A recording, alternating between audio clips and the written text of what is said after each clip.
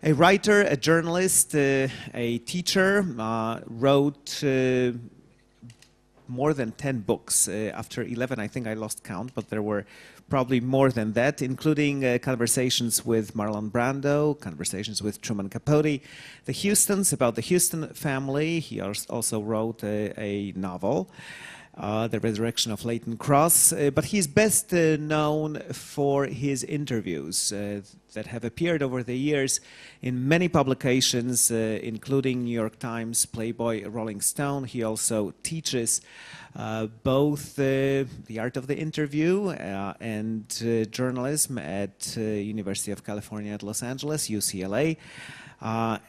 Known as the Mozart of the interviewers, and I'm sure I have not yet covered half of it. Please welcome Mr. Larry Grobel.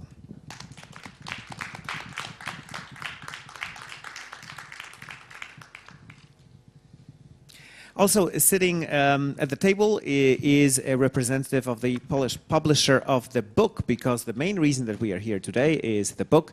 Mamy również tutaj przedstawiciela wydawnictwa, które wydaje najnowszą książkę Larry'ego Grobla. Jest to Sztuka wywiadu, The Art of the Interview, Lessons from a Mastercraft, czyli lekcje mistrza sztuka wywiadu. Z wydawnictwa Wojciech Marzec, pan Michał Talarek. Dzień dobry, witam. Ale oklaski też prosimy dla niego. All right, so in front of me and in front of you is this book, Art of the Interview, that contains a lot of information about how to conduct interviews, but also has some very interesting interviews of the biggest names in the show business, and I'm curious about a lot of things. But maybe let me start by asking our guest how you decided on what material to include here in terms of what to say about the art of the interviewing, and of course what sample interviews you thought would be most appropriate to illustrate it. A zatem pytanie do mojego gościa związane z doborem materiału do tej książki Sztuka wywiadu, która jest tutaj promowana, bo jest tam zarówno część teoretyczna pokazująca, jak te wywiady powinno się przeprowadzać, jak i cały szereg wykładów z gwiazdami kina, wywiadów raczej z gwiazdami kina, a zatem jaki był klucz doboru tego materiału, co chciał powiedzieć nam o sztuce wywiadu, jak również na podstawie tych wybranych wywiadów. Larry? Okay, can you hear me? Okay. This book is really sort of a memoir in a lot of ways of my professional life. I was asked to do a book on interviewing back in 1986 or 7 by the publisher of the book I did on Truman Capote. But I didn't think I was ready to write it. I didn't really know, you know, that there was a book on interviewing. And then I was asked at UCLA if I would teach a course on interviewing. And I started that in 2001. And so for each year, I would teach it once each year, and it was fascinating to put it together and make a course out of it. And then I started to realize that as I'm getting results, I'm seeing that you can actually teach someone how to listen a little better, and how to ask questions, how to keep them short. So there's a lot of little things you can do that you can apply to your own life, so you can, if you're going to be interviewed yourself for a job or something, I always tell my students to prepare to ask the person who's interviewing you, ask them some questions. So, very few people will do that, but it changes things, and people get jobs from learning how to do this kind of stuff. So it's interesting. So then I thought I'd try to write a book about it, a textbook. And I started to write it, and I was trying to, make... actually, I should stop talking, right? No, it's fine. Please continue. But if you'd like to take a pause, I mean, that's entirely... No, but I'm just saying, so I started to, when I put this together, I started thinking of it in general terms. Now, what I know, my experiences have been with famous people. Most of the people I've interviewed are Nobel Prize winners or Oscar winners or, writers that I've greatly admired, like Saul Bellow and Norman Mailer and Truman Capote. I was lucky that I got to meet John Huston doing an interview for Playboy. We got along well, and then some publisher wanted to do a book on the family and asked me if I would do it, and I got in touch with him, and because we had been together for doing a Playboy interview, we knew each other a little bit, so he agreed, and that took 3 years of my life, just talking to everybody who talked to him. So, I've been very fortunate in a way to have gotten the assignments I've gotten, to get to go to Brando's Island, or to be with Luciano Pavarotti, going from opera house to opera house in San Francisco and New York and Chicago and Los Angeles. I traveled with Dolly Parton on her bus in West Virginia, and we would spend days together, and talking. So in that regard, it's an unusual life, and I had no complaints about it. It's been, I've been lucky enough to be able to put words to the experiences. So that's an answer about how this book came about. Jest to w dużej mierze wspomnienie mojego życia zawodowego, dlatego że kiedy po raz pierwszy poproszono mnie, bym napisał książkę na temat przeprowadzania wywiadów, to był rok 1987 i wydawca książki o Trumanie Capocie doszedł do wniosku, że może dobrze by było, żebym ja taką napisał, ale sądziłem, że wtedy jeszcze nie jestem do tego gotowy, że nie wiem wystarczająco dużo, aby móc na ten temat napisać całą książkę. Kiedy w roku 2001 Uniwersytet UCLA poprosił mnie, żebym rozpoczął nauczanie wykładów na temat prowadzenia wywiadów, co zresztą robię od tego czasu raz w roku, to powoli tego materiału zaczęło się zbierać coraz więcej, dlatego że widziałem efekty tego, co wykładam. Bo jednak okazuje się, że można nauczyć ludzi, jak mogą lepiej słuchać, jak pytania mogą zadawać w formie oszczędnej, jeśli chodzi o ilość słów, jak to się przekłada na ich życie, bo te techniki są również przydatne choćby w momentach, kiedy poszukują pracy, kiedy prowadzone są rozmowy na temat potencjalnego zatrudnienia. Na przykład mówię swoim studentom, żeby również zadawali pytania tym, którzy przeprowadzają z nimi rozmowę, co dla większości osób może wydać się zaskoczeniem, ale jest to bardzo pomocne. A zatem napisałem również książkę, podręcznik, który w bardzo ogólny sposób opisuje te wszystkie fenomeny. Miałem tę wielką przyjemność, że w ciągu mojego długiego życia zawodowego przeprowadzałem szereg wywiadów ze zdobywcami Nagród Nobla, ze zdobywcami Oscarów, słynnymi pisarzami, Saulem Bellowem, Normanem Mailerem, Trumanem Capote. Kiedy zrobiłem wywiad z Johnem Hustonem dla Playboya, zaprzyjaźniliśmy się do tego stopnia, że kiedy pewien wydawca poprosił mnie o napisanie książki o całej rodzinie Hustonów, nie miałem z tym większego problemu. Rozmawiałem i z Johnem, i z członkami rodziny, i z osobami, które ich znały. W sumie praca przy tej książce zajęła 3 lata, ale takich momentów w moim życiu ciekawych było dużo więcej.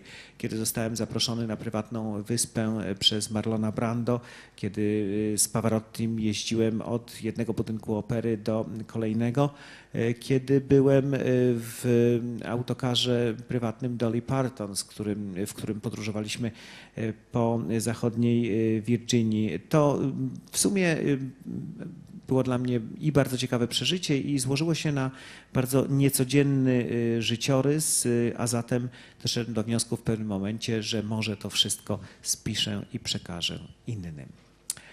With this introduction... Did he get it right? Did he get it all?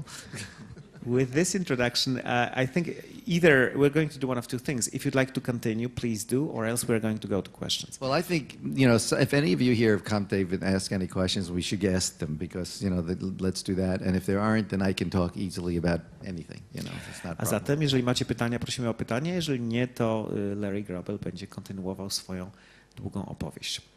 So maybe I'll ask a question because when I talk to a lot of people, all they seem to want is an opportunity to meet someone famous, because they think that is the most difficult thing, to have access to the stars. That if they do have such access, then they will know exactly what to ask them, and everything will be easy from that point on. So between the two things, of how to conduct an interview on the one hand, and how to secure access to those people whom one might want to interview. Which one do you think is more difficult ultimately? Well, the access is far more difficult. I mean, I would think. It's just getting to people who hire publicists to keep them, to press away from them rather than to bring them in is very, very difficult. And it takes a long time. It takes persistence. That's why you needed an assignment, really. It took me 17 months to get to Brando once he agreed to do it. And 9 months I spent with Barbara Streisand. I must have spent 6 or 8 months trying to get to her first. So there's a lot of time that you put into that. And so getting the access to it is very tricky. It's like certain publicists will try to keep you away. Certain people don't want to be interviewed deeply. And I have a reputation of asking some difficult questions, I guess. So sometimes I will hear that a publicist is advising his client not to talk to me. And that really pisses me off because it denies me access, I was supposed to do Alfred Hitchcock when he was alive, and years later I met someone who worked with Hitchcock, and he said, yeah, Hitchcock was going to talk to you, and then someone warned him about some of the interviews you've done, and that he's going to get into, deep water with me or so. And Hitchcock says, oh, never mind, I don't want to do it. And so I lost that, but I didn't know that, So it's hard. It's easier for...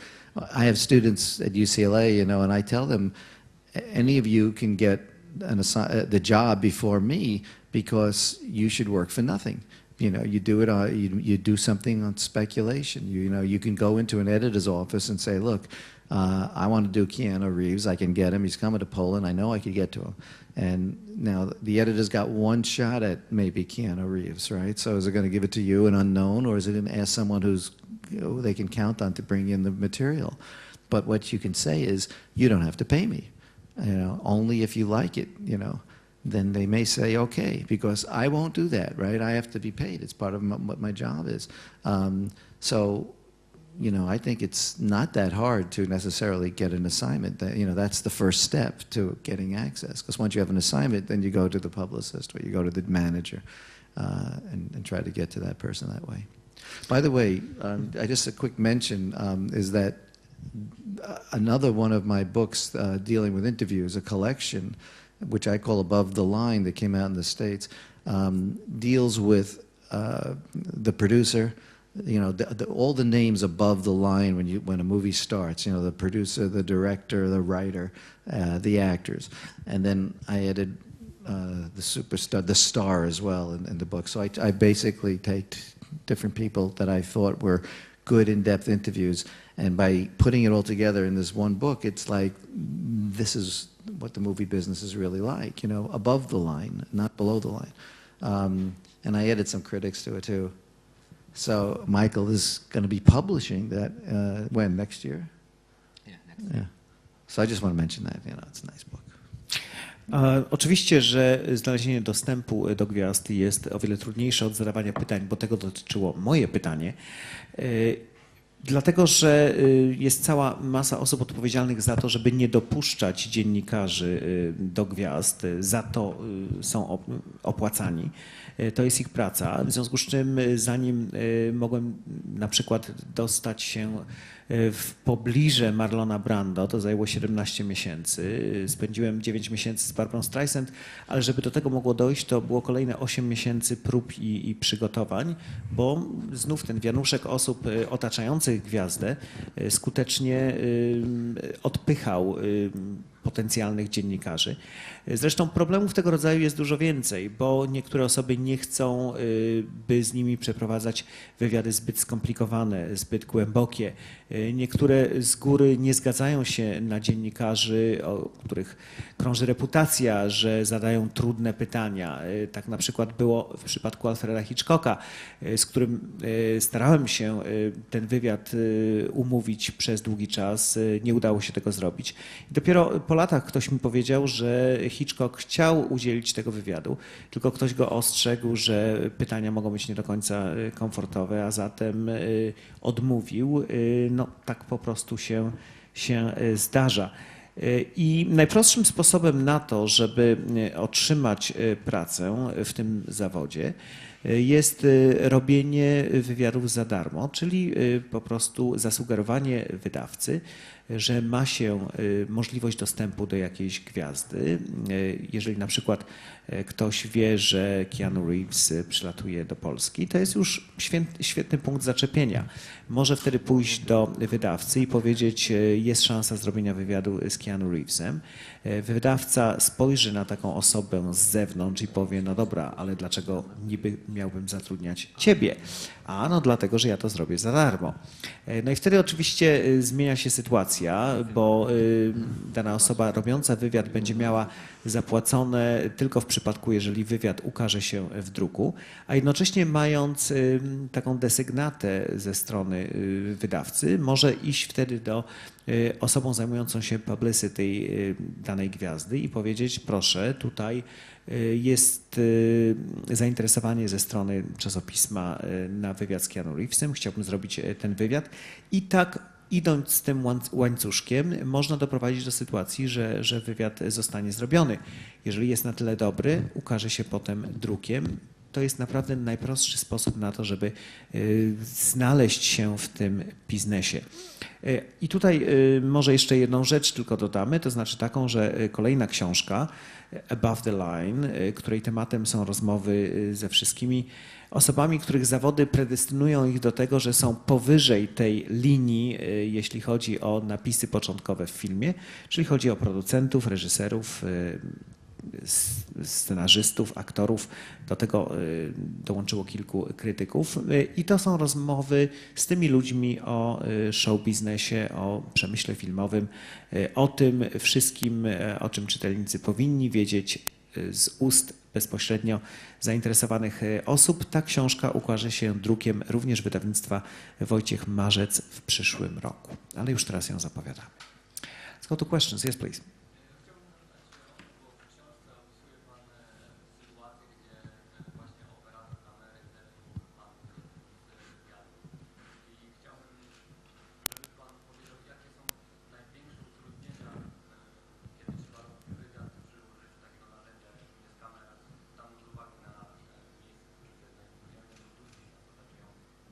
I to się pyta kamerzysta. A question from a gentleman who is standing behind the camera, who is a journalist, that has to do with the work of cameramen during interviews, because in the book at one point you say how one of your interviews was in fact adversely affected, if not to say destroyed, by the presence of a cameraman. So what kinds of difficulties possibly emerge when cameramen are present? What can go wrong, and what kind of advice would you thus have to those who do show up with a camera? Well, if a camera is going to be involved, that you have to accept that. You have to accept the fact that you're working with somebody, and that person also has to do what he has to do. I've always just preferred working alone, but that's me. I mean, if I'm coming in with a camera, I'm doing television, and I've done it. I've done it for a couple of years, and I've never gotten comfortable with it. You know, that someone else is there. Sometimes there's a sound man. You know, if we don't get these little mics, they have a sound man come. There's a director who can come, you know, so there's going to be people in the booth. They wanted me to wear an earpiece to talk, you know, so they can talk to me while I'm interviewing someone. And I go, no, you know, I don't want to do that. Sometimes when you're doing an interview, like I did George Harrell, who's a very famous photographer. He photographed Garbo and, you know, Monroe and all this. Anyway, we went to his studio, and the first time we start talking, all of a sudden they stop it because the lighting wasn't quite right. So then they asked me to start again, and I didn't start the way I said.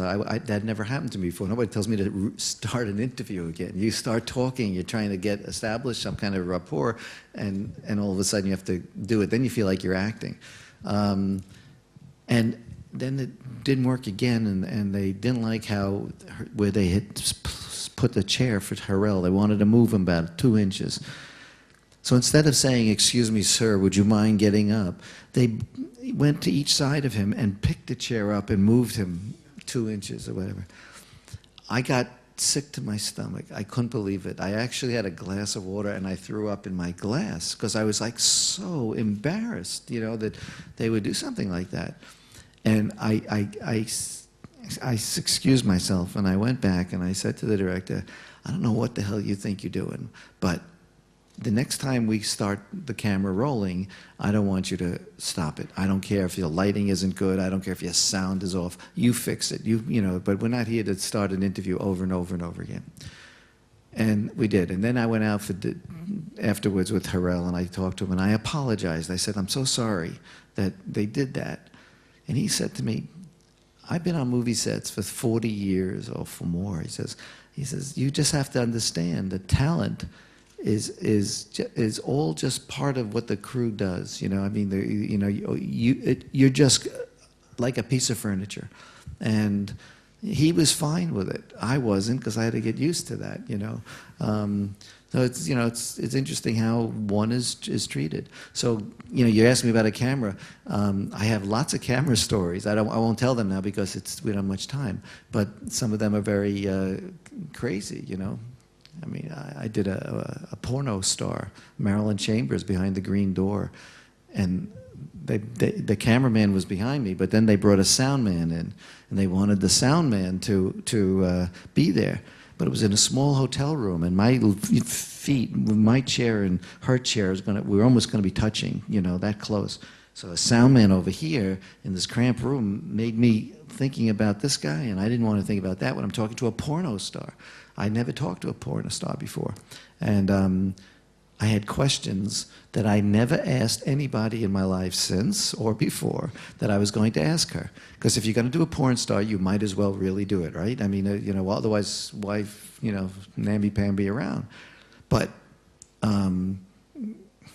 this is a dirty story, actually. I don't know if I should really be telling it. But the upshot was they did not want to have a man with just for us to be mic'd up, because she had gone to a radio interview and she had oral sex with the guy who was interviewing her.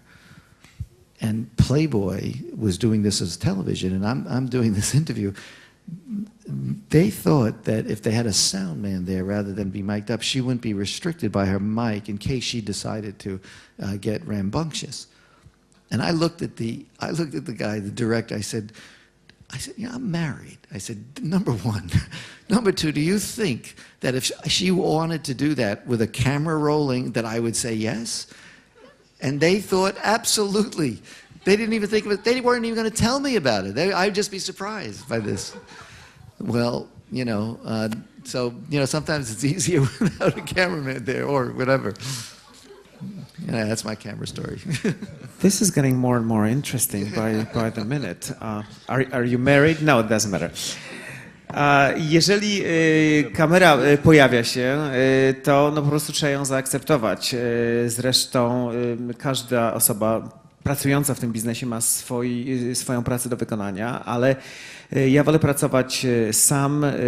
Jeżeli jest kamera obecna, zawsze czuję się, jakbym był w pracy w telewizji. Robiłem to wielokrotnie, ale nigdy do końca nie czuję się z tym dobrze, bo to nie tylko jest kamera, ale i kamerzysta, zwykle dźwiękowiec, jakiś jeszcze reżyser. Czasami każą mi mieć w uchu możliwość odsłuchania tego, co mówią, i moja reakcja na to zwykle jest taka, że nie chcę, niepotrzebne mi to jest, i żeby pokazać, na ile problemy mogą rzeczywiście stać się częścią mojej pracy, przytoczę tu opowieść o wywiadzie z George'em Harrellem, który jest znanym fotografem, między innymi robił zdjęcia Grety Garbo, i poszliśmy do jego studia fotograficznego.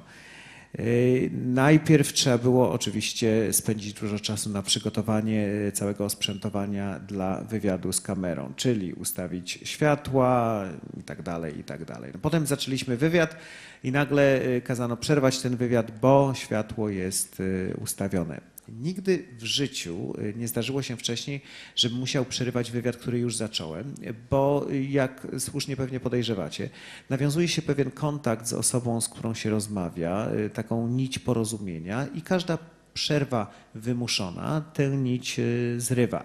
W związku z czym no ja czuję się wtedy bardziej jak aktor, no ale dobrze, przerwano, ustawiono światła, zaczynamy wywiad po raz kolejny. No i okazuje się, że reżyser chciał przesunąć fotel, na którym siedział rozmówca, o kilka centymetrów. I nie zrobili tego tak, że zapytali się go, czy może ma coś przeciwko temu, tylko po prostu dwóch kolesi podeszło z dwóch stron, podniosło fotel razem z fotografikiem, przesunęli go o kilka centymetrów, no i dalej idziemy z tym wywiadem. Przede mną stała szklanka wody i dosłownie zwymiotowałem do niej. Po prostu czułem się z tym fatalnie, no ale nie da się nic poradzić. Wziąłem reżysera na stronę i powiedziałem, słuchaj, bez względu na to, co się nie będzie działo, nie przerywamy, lecimy z tym, potem sobie z tym poradzisz jakoś najwyżej, ale nie ma mowy absolutnie, żebyśmy ten wywiad po raz kolejny przerwali. No i tak rzeczywiście się stało, wywiad doszedł do końca, później poszedłem do restauracji z Herelem i przeprosiłem go za to całe wydarzenie, bo czułem się z tym naprawdę fatalnie. On na to mi mówi, słuchaj, no ja jestem na planach filmowych od 40 lat i wszyscy jesteśmy częścią jakiejś wielkiej machiny. Każdy z nas ma tam swoją działkę do wykonania. Jest cała ekipa. Jesteśmy trochę tak jak jakiś mebel, którym przesuwają w jedną czy w drugą stronę, no i musimy się do tego przyzwyczaić. I okazało się, że on nie miał z tym większych problemów, ale ja miałem. Czułem się z tym strasznie, bo no, tak jak ludzi się wtedy traktuje przedmiotowo, było to dla mnie nie do zaakceptowania.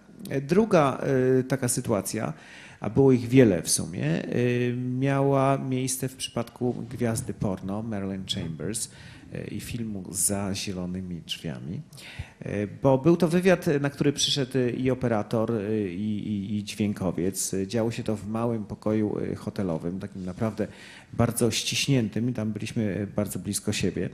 Ja wcześniej nigdy nie rozmawiałem z gwiazdą porno. Miałem kilka pytań przygotowanych bardzo szczególnych na tę okazję, no bo jeżeli już jest okazja, to trzeba te pytania zadawać, niby dlaczego nie. No i okazało się, że tam był również dźwiękowiec, a dźwiękowiec był dlatego, że doszli do wniosku, że nie przypną jej małego mikrofoniku. Nie miałem pojęcia, ale był powód ku temu, dla którego oni nie chcieli przypiąć jej tego mikrofonu, dlatego że nieco wcześniej ona była w studiu radiowym i tam udzielała wywiadu radiowego. Okazało się, że w trakcie tego wywiadu doszło do seksu oralnego z facetem, który przeprowadzał z nią wywiad. A zatem tutaj Playboy doszedł do wniosku, że no, jeżeli nie będzie podpięta z mikrofonem, to będzie miała więcej swobody i kto wie, może jeszcze raz będzie dokładnie tak samo. Moja reakcja była na to taka, słuchajcie, ale ja jestem żonaty, absolutnie czegoś takiego nie będziemy robić.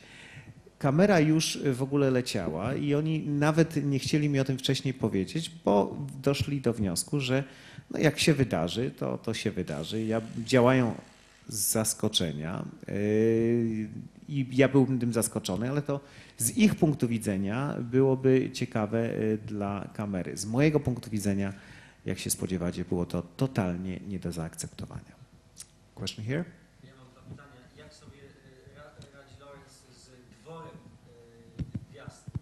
Wielkie gwiazdy mają swój dwór, jakieś otoczenia, asystentów, sekretarzy.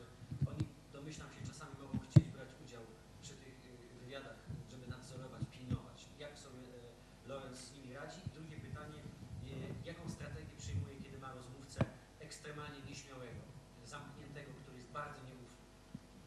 Two questions. I will start one by one. The first one, how do you deal with the circle of people who surround the star? It is almost like ladies of the court, ladies in waiting who prevent access, all these assistants and secretaries, and they may even want to be somewhere nearby during the interviews. How do you deal with that? I try to deal with them as little as possible to start with, you really have to know, and you don't really know this in the very beginning when you walk in, but who's important and who's not in that pecking order. So his main assistant or her main assistant, is someone you don't want to annoy because they are the person that's going to get you access later on. You're there now, but you've got to understand who you're dealing with. And it's also often very important to deal with everybody decently, because it doesn't matter who they are, they're all there, and they all have a story to tell about the star you're about to see. And if you can talk to them individually and they tell you anything, it becomes part of your story. So that's always positive. But you just have to be who you are. If the star likes you, then everybody else is going to like you. They're going to be nice to you. If the star turns on you, everybody else is going to turn on you, and you won't have access anymore. That's the way it is, it's probably not just that way with movie stars. It's that way with heads of companies, CEOs, anybody. They have. No, if anybody wants to stick around, I usually ask them not to.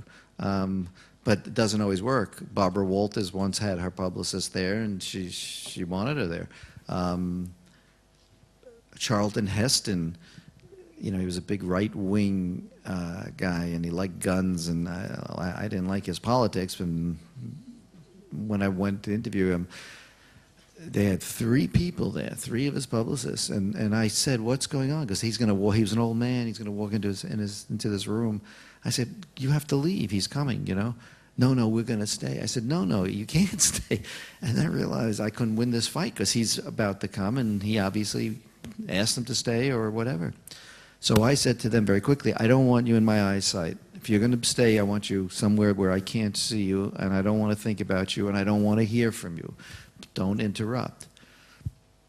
They can do it if they want, right? I mean, they're living there or they're representing him, but I try very, very hard when I'm doing an interview is to take control of the interview right away. It's like no nonsense. You're there for a reason, and I don't believe that anybody should tell me what to do. So I don't like having, even if I'm doing a television interview, I think I'm the boss. That's the way I look at it. I don't think the director is. I don't think any cameraman is. I think they're all there to serve me because I have to get this. I have to get the information out of the person we're here to talk to. And the better I am getting that out, the better we all have jobs. So listen to me, I know what I'm doing, that kind of thing. So, but you got to deal with help. You got to deal with people around people. That's the way it is.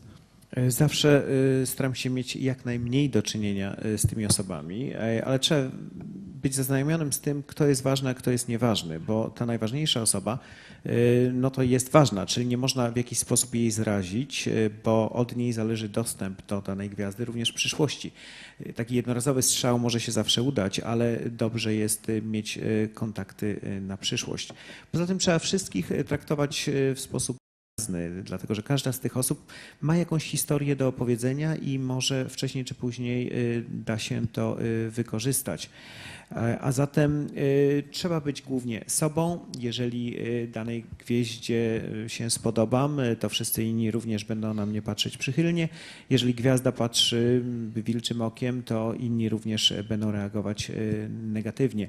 A to ma miejsce nie tylko w przypadku gwiazd, ale w przypadku dosłownie wszystkich szefów firm zmagają się dokładnie z tym samym.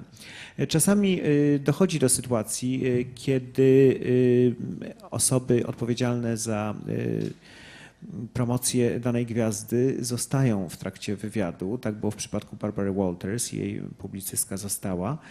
Charlton Heston, pamiętacie, nie tylko aktor, ale również osoba o bardzo prawicowych przekonaniach, taki miłośnik broni palnej. Nawet 3 osoby były wokół niego. Zanim jeszcze pojawił się w tym pokoju, poprosiłem ich, żeby wyszły. One na to odpowiedziały, że to już jest starszy mężczyzna, więc muszą tam być na wszelki wypadek. No i wiedziałem, że tej bitwy z nimi nie wygram. A zatem poprosiłem ich tylko, żeby stanęły z tyłu, tak żebym ich nie widział, żeby ani nic nie mówiły w trakcie wywiadu, no po prostu tak, jakby ich tam nie było. Staram się w przypadku każdego wywiadu mieć jak najpełniejszą kontrolę nad tym, co się dzieje i wtedy te wywiady są ciekawsze. Nie cierpię, jak ktokolwiek narzuca mi coś, bo na swój sposób oni również pracują na mnie i dla mnie, czyli muszą mi pomagać, bo czym lepiej ja się będę czuł, tym lepszy będzie wywiad i większość z nich to rozumie, ale czasami dochodzi do sytuacji, w których jakoś musimy sobie radzić. There was a second part to that question, but let me first ask a follow-up on this because one hears that every now and then, if you want to have an interview with a star, you are told ahead of time that there are some taboo topics and taboo questions that you must not touch, and what happens then? To może idąc trochę za ciosem, zanim przejdziemy do drugiej strony pytania, czasem słyszy się, że dziennikarz jest informowany z góry, że są pewne tematy, pewne pytania, których nie wolno zadać, a zatem co się wtedy dzieje? This is beginning to feel like my class when I talk about these kinds of things. But it's, what does happen? Well,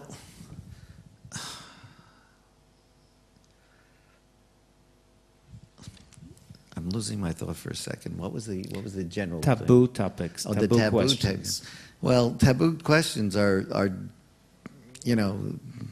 I ignore them if I can help it. If a star says to me, these are off topic, I have to go along with it if I'm there, or I have to say, well, listen, I know you don't want to just talk about your childhood, but can we at least talk about your parents or your father's blah, blah, blah. Robert De Niro doesn't like to talk about his childhood. It's very difficult when they ask you. Alec Baldwin once, I was going to do an interview with him, and I went to see him, and he says, these are the things I don't want to talk about. And they were all the things I wanted to talk about, everything I'd prepared, And I said, oh, man. So I said, all right, I'll see you tomorrow. I'll go think about this. So I did, and I prepared all these other questions. And I got there, and he said, we started talking. He says, hey, listen, man, what I said yesterday, forget about it. You can ask me anything. Who was that? I'm sorry. Alec Baldwin. Alec Baldwin. Yeah. So I did. I asked him the question I really wanted to ask him, and then I printed the article came out. He called me up when the article came out, yelling at me, "Why did you say this? I told you can't say it." I said, "You told me I could say it the next day." He forgot, So, but going off the record is one thing. I try my best to keep people on the record. If they say something to me and then later say, "I told you something, I don't want it to go out," that's not part of the deal. Marlon Brando came to my house after I spent 10 days on his island, and then he came to my house about 3 months later, and we were going to continue the interview at my house. And the first thing he said was, I'd like to see, I'd like to see the piece before you publish it. And I said, what? I said, are you kidding? Of course not. He says, well, you Hefner, and he'll show it to me. I said, well, Hefner wants to show it to you. That's his choice. I'm not going to show it to you, Marlon. And then I started thinking, this is not good because he had just arrived, and I'm already saying no, and he has to go away at 5 o'clock. He has to catch a flight. So I said to him, you know what? Why don't we discuss this later? Let's finish what we had to talk about first. So he said, okay. So he sits down and we start talking. We talk for 5 hours, and I'm watching my watch. And so when I see it's like 5 o'clock, I say, hey, Marlon, listen, I'll tell you what, about the interview. I'll let you see the transcript, but you can't take it home. You have to do it with me here, okay? So I'll go get it.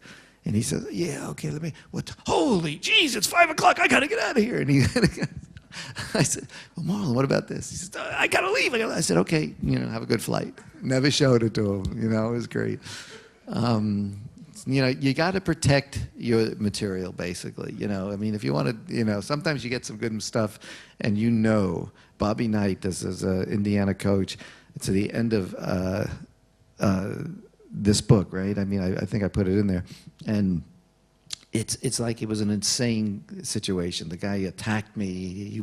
He wanted the tapes back. He was fighting me in the car, grabbing my bag because he didn't want it, you know. But I knew I had such a good interview that he wanted me to come back the next morning. I said, okay, yeah, I'll see you next morning. As soon as I got out of the car with him at like midnight, I called the airport and I said, do you have any flights out of here right now? And they said, yeah, we can get you out of here in another hour. I said, book me.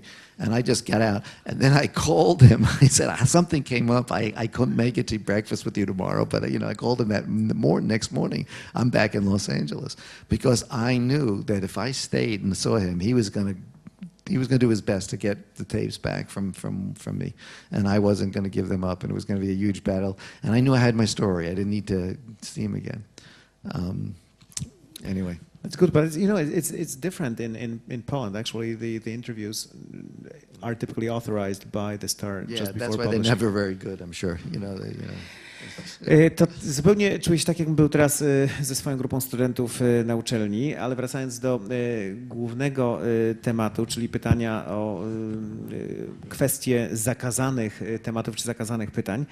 Zwykle staram się w jakiś sposób ignorować takie zakazy, ale no jednocześnie muszę się do nich stosować, z tym, że staram się je obchodzić. Jeżeli na przykład, tak jak w przypadku Roberta De Niro, miałem powiedziane, że on nie chce słyszeć pytań na temat dzieciństwa, to spojrzałem mu prosto w oczy i powiedziałem, no wiem, że nie chcesz rozmawiać o dzieciństwie, ale czy możemy porozmawiać o twoim ojcu? I w ten sposób czasami da się pewne kwestie przemycić.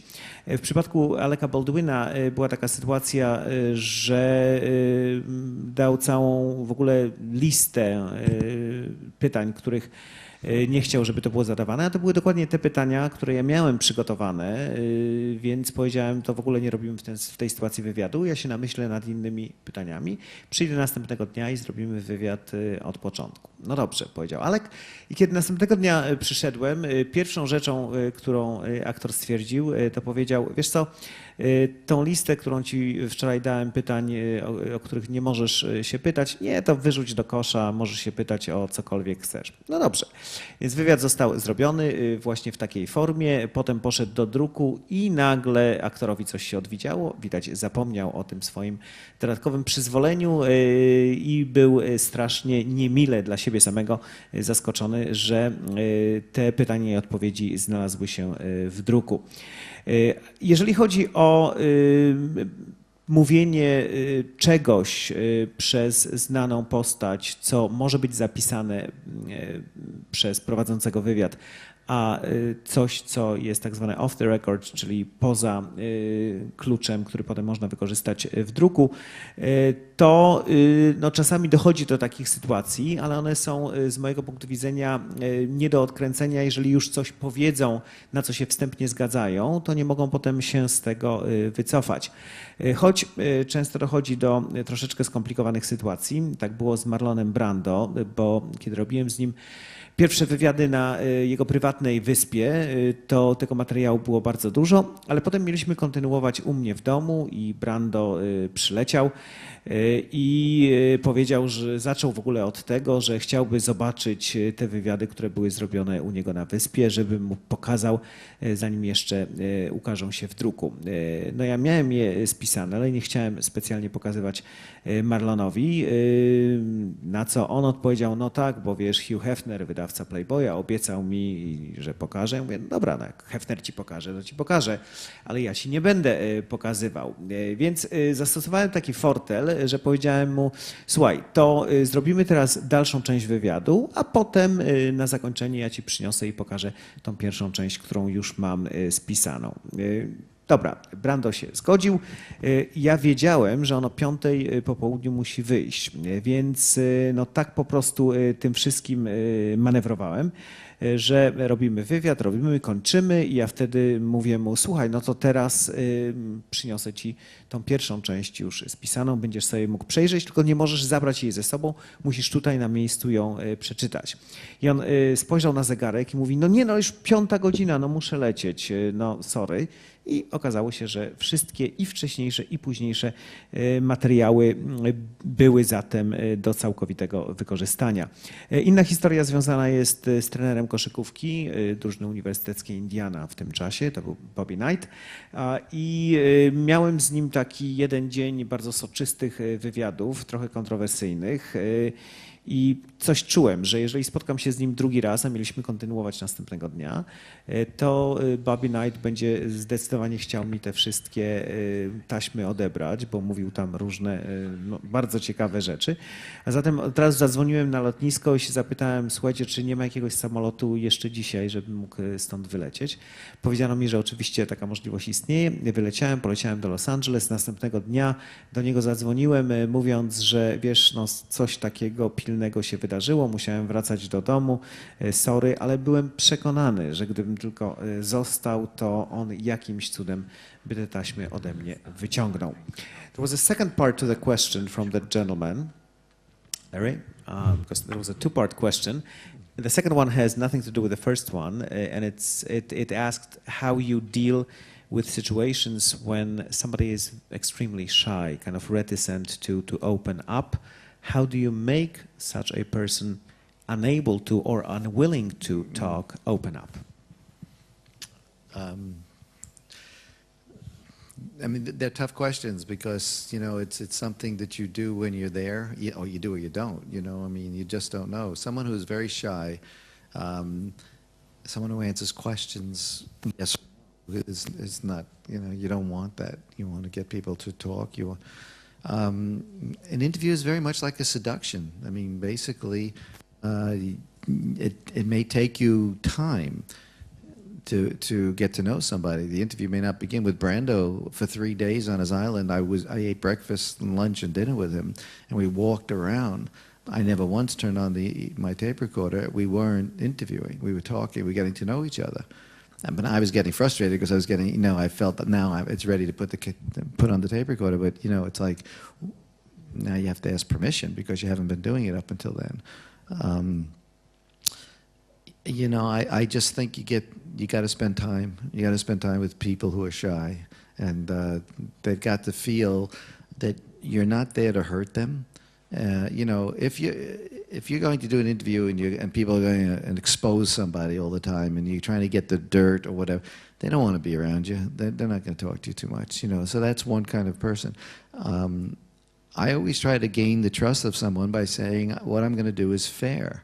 I'm not out to get you, but you know, you may have done some controversial things in your life, and I'd like to discuss them.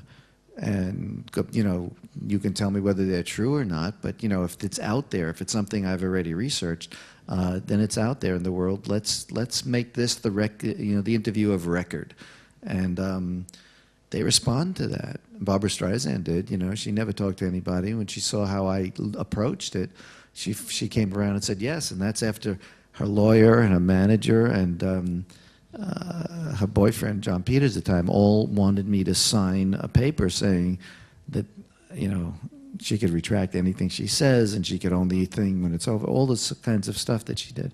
I refused to sign that. And they got all upset, and everybody told her, don't talk to me. But by that time, she sort of saw who I was, and that she respected that, which was nice, you know. So we had a communication. So she agreed to talk without me signing anything. Because she also knew I wasn't going to. I would have walked away from it. After spending, you know, half a year or whatever trying to get to her, I was ready to leave because she wanted to take control. And I know the number one rule in an interview is don't give up control of it, you know. So To jest oczywiście bardzo trudne, bo to na miejscu w trakcie takiej sytuacji trzeba sobie jakoś z tym błyskawicznie radzić, ale tu należy pamiętać, że sztuka wywiadu jest bardzo podobna do sztuki uwodzenia i po prostu zajmuje dużo czasu. Kiedy byłem na wyspie z Marlonem Brando, to przez pierwsze 3 dni tylko jadłem śniadanie, lunch, obiad. Nie było żadnej rozmowy i tak znaczy były rozmowy, ale tego nie nagrywaliśmy. Spacerowaliśmy sobie, rozmawialiśmy na różne tematy. Oczywiście czułem się tym sfrustrowany, ale sytuacja była taka, że musiałbym go poprosić o pozwolenie na rozmowę, na włączenie magnetofonu, bo wcześniej tego magnetofonu włączonego nie miałem. I po prostu trzeba było spędzić wystarczającą ilość czasu, aby dać tej osobie poczuć, że jest bezpieczna, że nie jestem tam, by tę osobę zranić. Dlatego, że jeżeli ktoś przeczuwa, że zadaniem dziennikarza jest obnażenie go i wykorzystanie tego dla jakichś niedobrych potrzeb, no to oczywiście nigdy się nie otworzy. Muszę zdobyć ich zaufanie i przekonać ich, że będę wobec nich fair. Wobec powyższego zwykle przygotowuję się bardzo dokładnie, czytając jak najwięcej na dany temat. Jeżeli wiem, że już coś powiedzieli w innych wywiadach, to zawsze mogę wykorzystać to jako argument, mówiąc, że to już istnieje w sferze publicznej, a że ja teraz chciałbym na tyle przedstawić ich punkt widzenia w sposób szczery i wyważony i prawdziwy, że no to będzie coś, z czego będą mogli być dumni. I Barbara Streisand zgodziła się na tę rozmowę, chociaż wcześniej jej prawnicy, jej najbliższe otoczenie dawało mi do podpisania całą masę papierów, że na przykład gwiazda będzie mogła wycofać się z jakichś tam słów później. Absolutnie nie chciałem czegoś takiego podpisać i wyglądało na to nawet przez moment, że mogę stracić możliwość zrobienia tego wywiadu, ale w tym momencie na tyle już nawiązaliśmy bliskie związki ze sobą i ona miała pewien szacunek wobec tego, co robię, że na ten wywiad się zgodziła. Z mojego punktu widzenia to wyglądało tak, że w żadnym momencie nie chciałem zrezygnować z kontroli nad sytuacją, bo w przypadku osób przeprowadzających wywiady to jest najważniejsze, żeby cały czas posiadać kontrolę nad sytuacją, jaka się wokół rozgrywa. If this is a short question, jeżeli to jest bardzo krótkie pytanie, to możemy je mieć, bo pokazano mi tutaj, że niestety musimy już kończyć. Only a very short question if you have one, because I was shown that we do have to finish.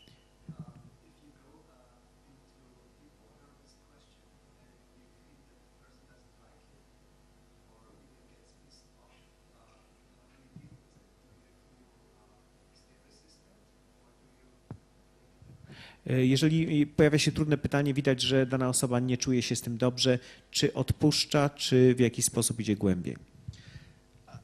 It's again a tricky question. If someone is angry at you, or they you have to back off and try it another way. You apologize. I'm sorry to offend you. You don't want to antagonize unless you want that scene. If you want to fight with someone and then they kick you out, then you can write about it. That's a scene. But I prefer to be a little more subtle about those things. So when I get to a point where someone's angry, I'll back off a little bit. But it doesn't happen too often because I think I'm a little more tactful, than that. So I'm careful about it. Just a quick, I know we were finishing, but there's this magazine, Trendy, that just came out. And there's an article I did, a very in-depth article on Anthony Kiedis from the Red Hot Chili Peppers. And then I did a self-interview with me. So a lot of the stuff that, about interviewing is in there. It's also in this book. So, but I think if you can get anything out of me, it's that I think to do what I do, you have to really be prepared. It's like being a Boy Scout. You have to do your homework. And if you're prepared to talk to somebody, to anybody, you'll have confidence. And that's the other thing to have. So first you want to be prepared. Second, you want to have confidence. And third, I'd like to say be yourself. Although I say an interview is like a chameleon. It's someone who can melt into other personalities. You can be yourself if you are not depressed, If you're a depressed person, you can't do this. You know, you have to be able to be. You don't want to depress the person you're interviewing. You know, so I think the Polish people who are depressed are making the documentaries. So that's coming out of that film school. Otherwise, everybody's happy. No, you won't be able to interview any of the Polish documentary filmmakers, but that's a different story. Jeżeli ktoś jest rzeczywiście bardzo zezłoszczony na osobę przeprowadzającą wywiad, trzeba przeprosić, bo nie chce się tej drugiej osoby antagonizować, chyba że chce się z nimi walczyć, bo potem można to zarejestrować, to zupełnie inna sprawa. Ale ja staram się podchodzić dość subtelnie, w sposób wyważony. Trudne sytuacje tego rodzaju zdarzają się bardzo rzadko. Jeżeli przeczytacie tę książkę, jeżeli przeczytacie magazyn Trendy, gdzie jest wywiad z Red Hot Chili Peppers, a także wywiad, który przeprowadziłem z samym sobą, to dowiecie się więcej na ten temat. Zawsze trzeba być odpowiednio przygotowanym na wywiad. To po pierwsze, to zupełnie tak jak harcerz. Po drugie, trzeba mieć wiarę w siebie. Po trzecie, trzeba być sobą.